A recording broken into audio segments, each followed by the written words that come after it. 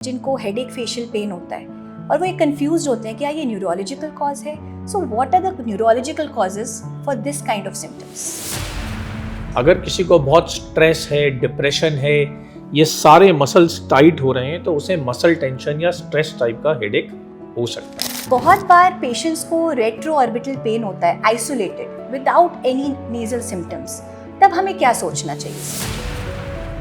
देखिए, retro orbital pen एक बहुत कॉमन सिम्टम है और उसे हम कॉमनली आई से एसोसिएट करते हैं। पेशेंट्स को देखा जाता है कि जब भी टेम्परेचर चेंज हो या कुछ ठंडा खा ले या when there is a pollen season, इनके सिम्टम्स बढ़ जाते हैं। कौन कौन से साइनस हेडेक के ऐसे सिम्टम्स हैं जो रेट्रो ऑर्बिटल हेडेक में हमारा ध्यान साइनस हेडेक की तरफ जिनको लेके जाना चाहिए?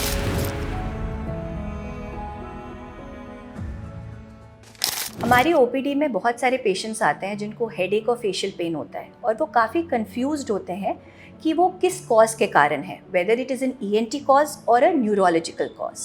So today we'll be discussing on this. Myself, Dr. Shilpi Buddhiraja, Senior Consultant ENT. And I have my esteemed Dr. Praveen Gupta. He is the Chairman of Neurosciences Department at Miringo Asia Hospital. So sir, हमारे OPD में इतने सारे patients होते हैं जिनको headache facial pain होता है और वो ये confused होते हैं कि क्या ये neurological cause है? So what are the neurological causes for this kind of symptoms? वो हेडेक एक बहुत ही कॉमन सिम्टम है, as you rightly said, and surprisingly जो टेस्ट होते हैं जैसे एमआरआई या सीटी, वो भी इस कन्फ्यूजन को सॉल्व नहीं कर पाते। तो इस कन्फ्यूजन को हम कैसे सॉल्व करेंगे? इस कन्फ्यूजन को हम सॉल्व कर सकते हैं बाय अंडरस्टैंडिंग के हेडेक के साथ क्या सिम्टम्स हो रहे हैं। अगर किसी को बहुत स्ट्रेस है, डिप्रेशन है, ये सारे मसल्स टाइट हो रहे हैं तो उसे मसल टेंशन या स्ट्रेस टाइप का हेडेक हो सकता है।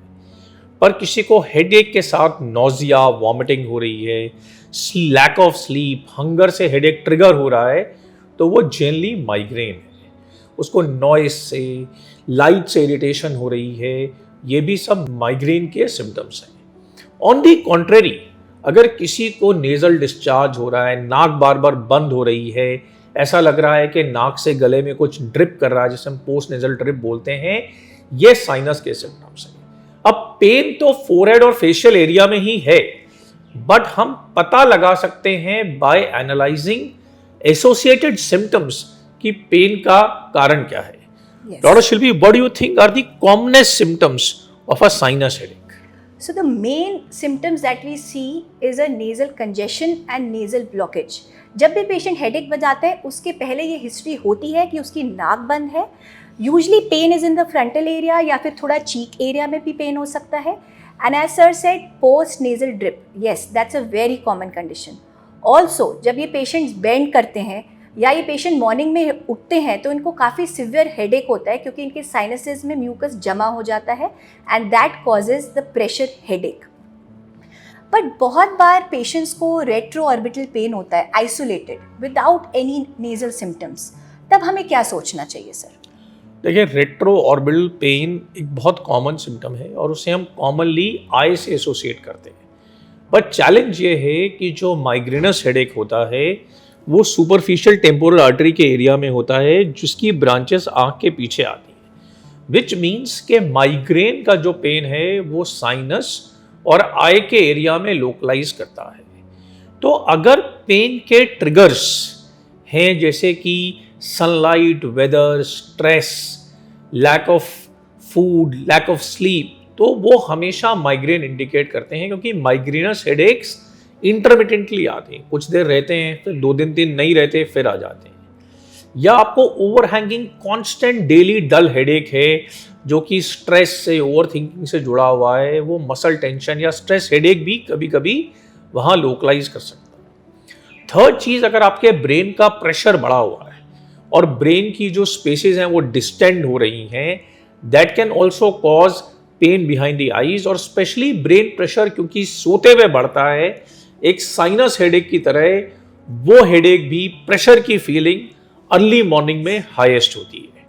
बट हमें ये भी जानना चाहिए कि हमारे साइनसेस नोज और आईज के पीछे भी होते हैं और साइनस हेडेक भी कभी कभी आईज के पीछे हो सकता है, रेट्रो ऑर्बिटल हो सकता है। सो डॉक्टर शिल्पी, कौन कौन से साइनस हेडेक के ऐसे सिम्टम्स हैं जो रेट्रो ऑर्बिटल हेडेक में हमारा ध्यान साइनस हेडेक की तरफ जिनको लेके जाना चाहिए। As I mentioned earlier, nasal symptoms होना बहुत ज़रूरी है बिकॉज मोस्टली सारे साइनस हेडेक्स जो होते हैं उसमें पास्ट में या प्रेजेंट में कोई ना कोई साइनस का सिम्टम होता है, दैट इज़ ब्लॉकेज या post nasal drip. Also because इसका मोस्ट कॉमन कॉज एलर्जी है, तो इसमें काफ़ी सीजनल वेरिएशन होता है। ये पेशेंट्स को देखा जाता है कि जब भी टेम्परेचर चेंज हो या कुछ ठंडा खा ले या when there is a pollen season, इनके सिम्टम्स बढ़ जाते हैं। सो जैसे doctor Praveen Gupta mentioned about the migraine triggers, you can have sinus triggers. Sir, there are few patients जो मेरे पास आते हैं और कहते हैं मुझे ईयर में पेन है, और वो ईयर का पेन थोड़ा सा हेड पे जा रहा है, थोड़ा नीचे की तरफ जा रहा है और चीक की तरफ जा रहा है, लेकिन जब हम उनका ईयर चेक करते हैं इट इज़ नॉर्मल। और कभी कभी वो कहते हैं हमें इलेक्ट्रिक शॉक जैसा भी फील हो रहा है। सो उसमें हमें क्या इवैल्यूएशन करना चाहिए and what is the diagnosis when our ear is absolutely normal? देखिए, नर्व्स जो हमारी होती हैं वो एक जाल की तरह फैली होती हैं, और नर्व्स अपना जो मैसेजिंग है वो इलेक्ट्रिकल करंट की तरह करती हैं। तो नर्व में जब भी एबनॉर्मल सेंसेशन ट्रैवल करती है, हमें करंट लाइक या रेडिएटिंग ट्रैवलिंग सेंसेशन होती है।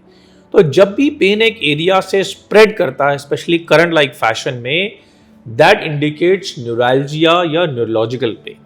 तो हमारे ईयर के अंदर स्ट्रक्चर्स हैं, जैसे इनर ईयर कैनाल है, आउटर ईयर कैनाल है, इनर ईयर है, मिडल ईयर है। तो अगर ईयर में कुछ इन्फेक्शन होता है या कुछ होता है तो we can see, the ENT doctor can see, but the nerves we cannot see, which means जो हमारे ईयर को सप्लाई करने वाली नर्व्स हैं, अगर उनके अंदर कोई डिस्फंक्शन होता है जिसकी वजह से उनमें एबनॉर्मल इलेक्ट्रिकल डिस्चार्जेस होते हैं, तो these pains will spread along the nerve into the cheek, into the jaw, into the head.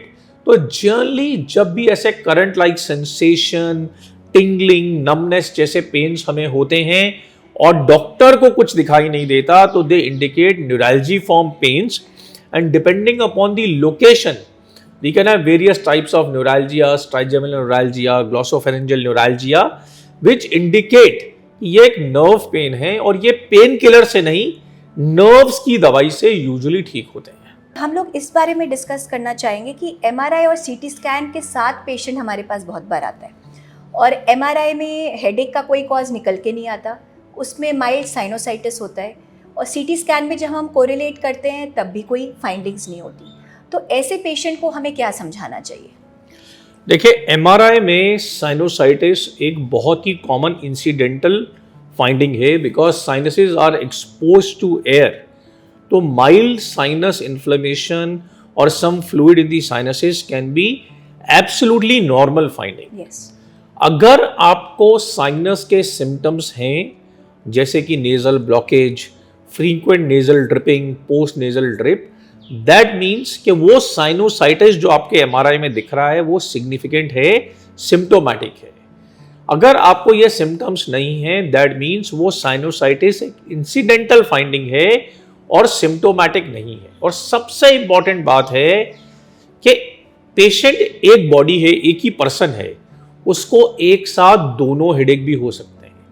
एक ही पेशेंट को साइनस सिम्टम्स के साथ साथ माइग्रेन के सिम्टम्स भी हो सकते हैं, और frequent sinus headaches because they cause inflammation in the craniofacial area, वो माइग्रेनस हेडेक्स को ट्रिगर भी कर सकता है।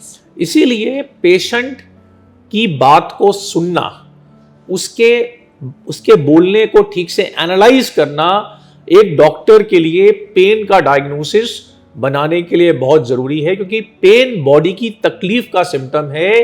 जैसे हमें गुलाब की फ्रेग्रेंस फोटो में दिखाई नहीं देती, वैसे पेन हमें किसी टेस्ट या फोटो में अक्सर दिखाई नहीं देती। डॉक्टर्स एक्सपीरियंस से और सिम्टम एनालिसिस से ही उसका सही डायग्नोसिस बना सकते हैं। Yes sir, so actually the location of the pain और पेशेंट की detailed history is very very important to come to a conclusion, because आप कितने भी टेस्ट करवा लीजिए, कितने भी आप पेन किलर्स ले लीजिए, जब तक आपकी डायग्नोसिस प्रॉपर नहीं होती, you will not have a full relief and you will not have the full benefit of it. So it is important to go to the right doctor, give your detailed history, don't hide anything, give everything in detail, and then come to a conclusion and then treat accordingly. That is why between doctors and the meaning of two experts coming together to discuss this is कि doctors आपस में बातचीत करके, आपस में discussion करके, आपके overlapping symptoms को एनालाइज करके आपको एप्रोप्रिएट और प्रिसाइज ट्रीटमेंट दे सकते हैं जो आपकी हेल्थ को जल्दी और बेहतर तरीके से बेटर कर सकता है. Thank you. Thank you.